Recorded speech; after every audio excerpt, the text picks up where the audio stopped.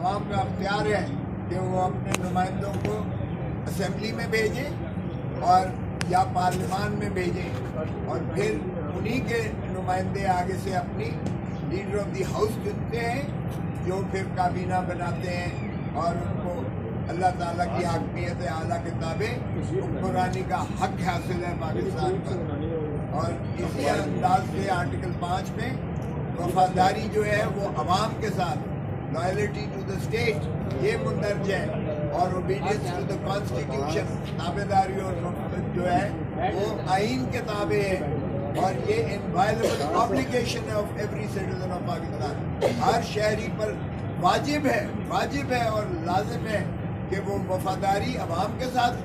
اپنی نبھائے اور آئین کی تابع داری کرے، وہ عسکری قیادت ہو، وہ بالا ترین عدلیہ ہو، وہ صدر پاکستان ہو یا حکومت ہو، کوئی بھی ہو وہ عوام کی وفاداری کا پابند ہے آئینی طور پر جو ہے۔ اس لیے میں نے سپریم کورٹ میں بھی عرض کیا تھا کہ ہم جو ہے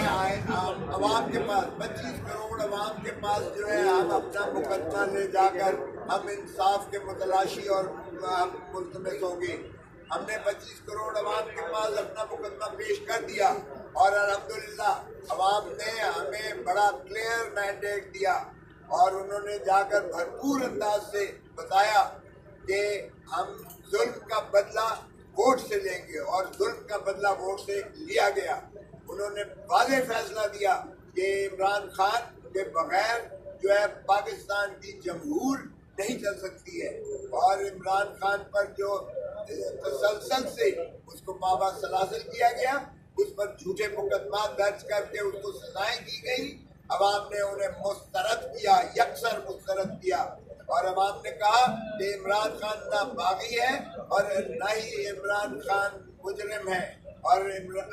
جمہور پر چونکہ وفاداری اس کی لازم اور واجب ہے اور سبھی ادارے اس کے تابع ہیں، تو میں تقاضا کرتا ہوں فی الفور کہ عمران خان کو فی الفور رہا کیا جائے، اور عمران خان کے مقدمے اور ان کی سزائیں کالعدم قرار دے کر آرٹیکل 45 میں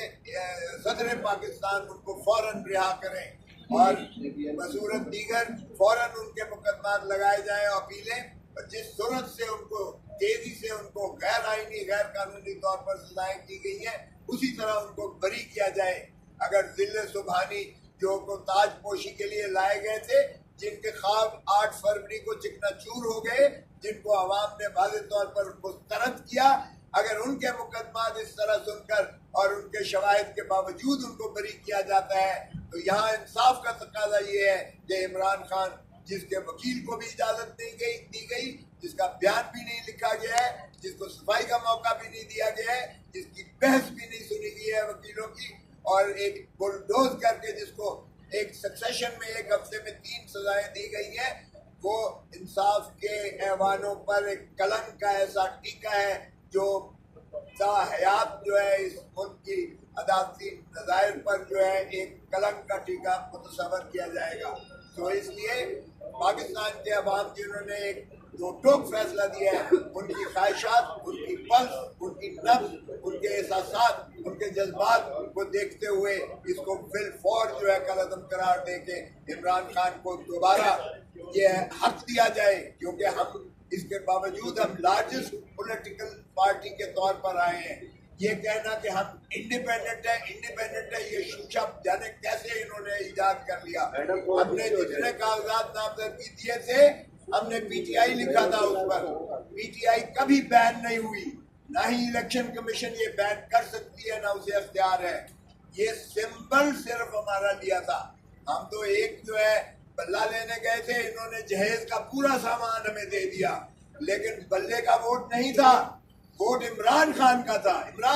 تھا۔ یہ واحد الیکشن ہے، میں نے 5 دہائی دیکھے ہیں، لیکن یہ واحد الیکشن ہے جس میں ووٹر کینڈیڈیٹ کو ڈھونڈ رہا تھا، جس میں ووٹر کی ضد تھی کہ میں اپنے حقوق پر ڈاکہ نہیں ڈالنے دوں گا، جس نے سمبل کے لیے آ کے ہلکان ہو کر ڈھونڈتا پھر رہا تھا۔ میرا سمبل کے تھا، حالانکہ لٹریٹ جو ہے ہماری الٹریسی ریٹ 50% ہے تقریباً، لیکن اس کو آفرین ہے جس نے اس کے باوجود کہ وہ انگریزی کا ہنسا تھا کہ انہوں نے بھرپور انداز سے دیا. اور میں خواجہ سعد رفیق کو بھی یہ کریڈٹ دیتا ہوں کہ اس نے گریس دکھا کے جمہوری روایات کو بلود رکھتے ہوئے اس نے اپنی شکست کو تسلیم کیا اور اس نے مجھے فون پر مبارکباد دی. اور میں نے اسے کہا کہ کاش تم اپنے بڑوں کو بھی یہ درس دو. اگر نواز شریف ہار گیا ہے ڈاکٹر یاسمین سے تو کوئی قباحت نہیں ہونی چاہیے, کوئی شرم نہیں ہونی چاہیے اسے شکست تسلیم کرنے کے لیے کرنے میں. اور اگر خواجہ آصف ہار گیا ہے ریحانہ عثمان ڈار سے تو اسے کوئی قباحت نہیں ہونی چاہیے, شرم نہیں ہونی چاہیے کہ وہ اپنی شکست کو تسلیم کرے اور لوگوں سے جو ہے وہ معذرت کرے کہ جس انداز سے کرتے رہے. لیکن ڈھلائی اور بے شرمی کی انتہا ہے. یہی خواجہ آصف سے جو اسمبلی میں کہا کرتے تھے کوئی شرم ہوتی ہے, کوئی حیا ہوتی ہے, تو میں انہی کے لفظ دہراتے ہوئے کہتا ہوں کوئی شرم ہوتی ہے, کوئی حیا ہوتی ہے. آپ کس منہ سے جاؤ گے غالب؟ آپ کیسے کہتے ہیں کہ جی وکٹری اسپیچ کر رہے ہیں؟ او بھائی, آپ کے اندھے, آپ کے سارے چینل اس آلودہ الیکشن کو بھی, جس کو دنیا ساری مذمت کر رہی ہے کہ جو الیکشن آرٹیکل جو فارم 45 اور فارم 45 ہوتا ہے جب الیکشن ختم ہونے کے بعد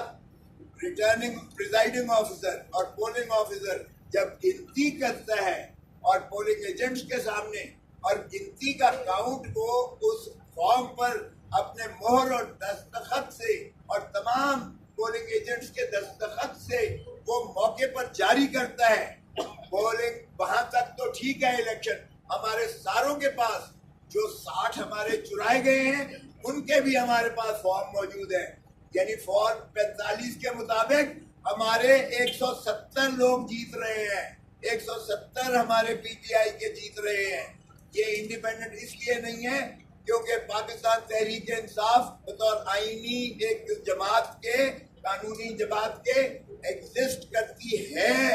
اور ہم پی ٹی آئی ہیں. ہمیں انڈیپینڈنٹ کہنا یہ غلط ہے, غیر آئینی ہے, غیر قانونی ہے. تو اس لیے ہمارے پی ٹی آئی کے ارکان کا 170 تھی اور اگر ہمیں 230 میں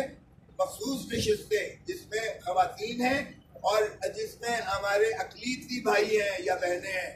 وہ شامل کریں تو ہم 200 کا فگر کراس کرتے ہیں. اس لیے دنیا کی جمہور میں ایسا ہی ہوتا ہے کہ جو لارجسٹ پولیٹیکل پارٹی ہوتی ہے ایمرج الیکشن میں ہوتی ہے اس کو حق دیا جاتا ہے حکومت بنانے کا. حیرت ہوتی ہے, بندر بات ہو رہی ہے دو پارٹیوں کے درمیان, وہ کہتا ہے وزیر اعظم